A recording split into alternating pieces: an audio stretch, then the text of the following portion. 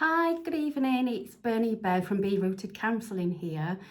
I'm just doing a quick little short video really on, I think I kind of spoke about trauma bonding and that kind of stuff a few weeks back.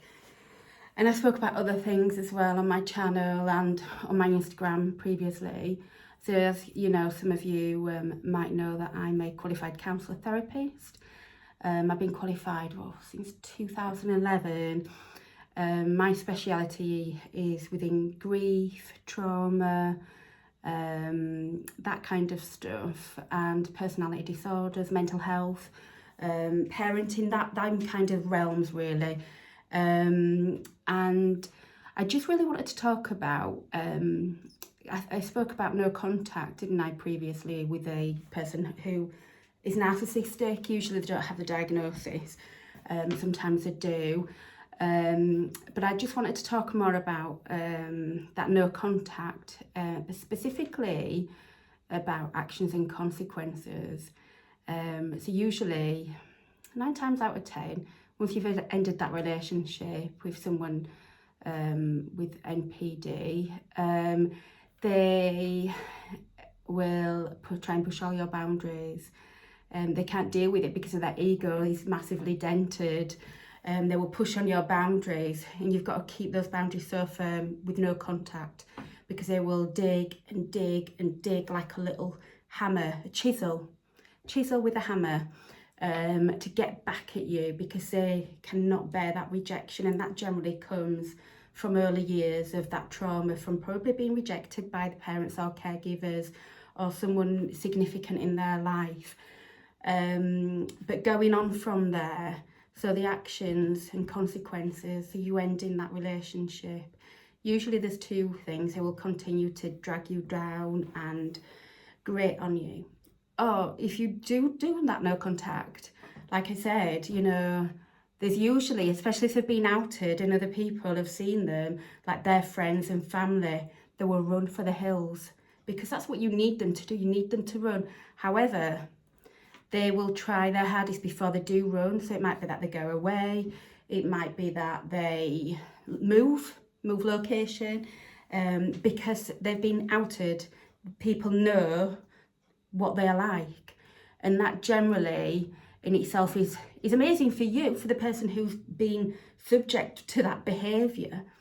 But then, you know, there's a repercussion of that sometimes, isn't there? Especially when they have tried to get in with your friends and family, and that can have those consequences. There's consequences. So every action, what they do, there's a consequence. But yeah, so what I'm trying to basically say is keep those boundaries even months down the line, because as a narcissist, they are vengeful and vindictive, and can crop up a few months down the line, even when you've tried to end that, and you have ended it and you're carrying on with your life, and you've put those boundaries in and you've got closure, you've processed that within a fashion, because there still can be some grief still there and shock of what you've gone through. But they are vengeful and spiteful and will try their hardest. For them, it's like a game to have that last little bit, that last little dig, so they come out as a fighter, a warrior. They want to look as though, you know, I'm this person, she's this, he's that. You know, they want to come out as a out of this skiffed. But actually, when they are outward, they will usually go.